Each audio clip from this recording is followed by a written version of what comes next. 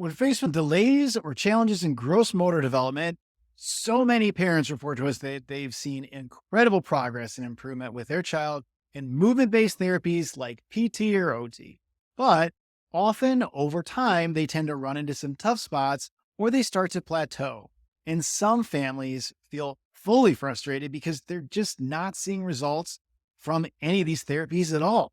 And in these cases where we see plateau or a lack of progression, every single one of these cases, there's one crucial aspect of gross motor function that has not been found by the clinician or the treating provider or taken care of because that's not what they do. And so when parents do learn about that one missing link and how to get it improved, turn back online, progress and development take off like a rocket again. These therapies are more effective. They can do more. There's more stamina to get through good therapy sessions than ever before.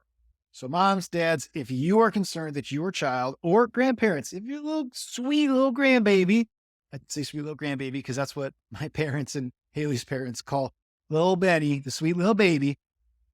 If you are concerned that some small human in your family is experiencing some gross motor delays with tummy time, rolling over, sitting up, crawling, walking, or if they're already in PT, OT, or other traditional therapies and are not seeing that full, complete results that you're looking for, if we've hit that plateau, if we've hit that brick wall, if we need something else to bust through, this is for you.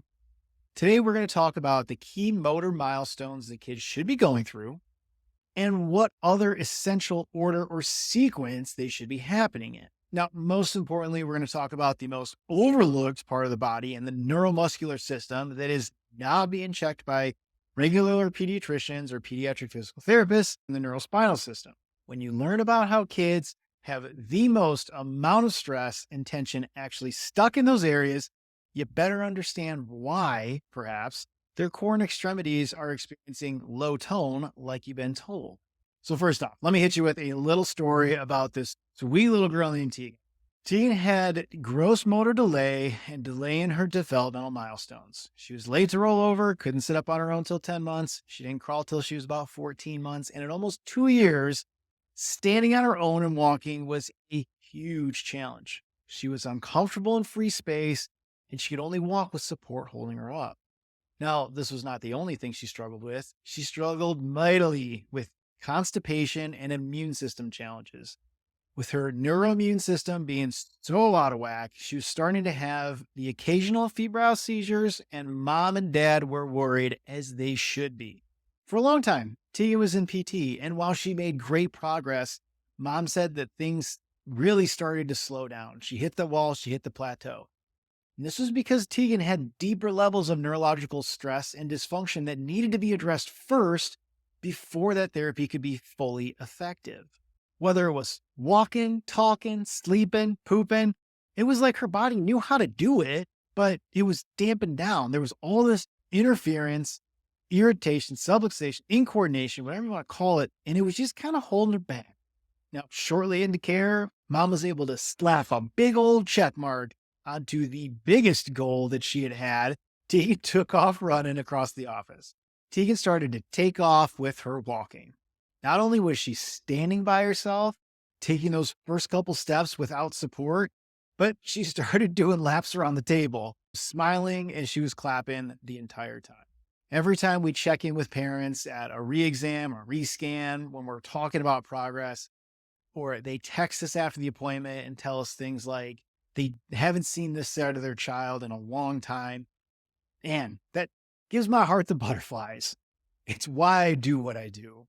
Tegan's story is just one of many in kids who have an overstressed neurospinal system that is really the root cause of the gross motor delay. So it is imperative to have an understanding that that nervous system is going to control the motor, the muscular system. Therefore, in order to fully address the gross motor function, you really got to address the abnormal stress and the tension in the central nervous system to get to that root cause. Now, the central hub for that nervous system, that central nervous system, is located within the brainstem and the neurospinal system. These are two areas that are not commonly evaluated by pediatric PTs or the pediatricians, but it is the focus of a neurologically focused pediatric chiropractor. The function of the brainstem, neck, and neurospinal system as a whole are even more important and essential to gross motor development than the core and the extremities. These vital areas, the brainstem, neck, and spine, are very commonly injured during the birth process by interventions such as forceps, vacuum, induction, and C-section deliveries, which tend to be the first steps in putting those gross motor delays into the system. The abnormal tone, tension, and coordination of the nervous system is called subluxation. For the vast majority of cases, if this subluxation and abnormal tone are stuck within that central nervous system and it is not first addressed, adjusted, and cleared by a neurologically focused pediatric chiropractor, then it's likely that the results of the incredible therapies that are being put on by awesome providers, such as the pediatric PTs that I do work closely with and are friends with, then their progress may be limited.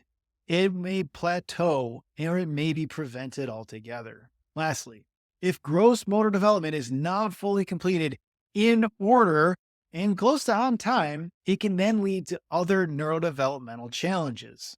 These are challenges like speech delays, apraxia, sensory processing disorder, ADHD, and behavioral and emotional regulation challenges. In order to find out if your child has this altered neurological tone and coordination issue, subluxation, contact us. Get a hold of us. You can hop on our website. You can get a free 15-minute consultation to talk a little bit more about this. We'll go through a deep dive of your child's history to get a good understanding of what's going on and see if we can help. If we're a good match, we set a time to come into the office, get you set up with your insight scans so we can get that deeper look into the function of the nervous system, and we'll be able to find, measure, and locate any subluxation or dysfunction within your child's nervous system. So if you're concerned that this might be something that your child is dealing with, if the awesome other providers that you're working with are telling you, we're starting to hit a plateau, we're going through a rough patch, we'll get through it, give us a call. I'm here. I'm ready to help you. I'm ready to help your kids. Can't wait to meet you. Can't wait to talk to you. I'll see you soon. Take care, y'all.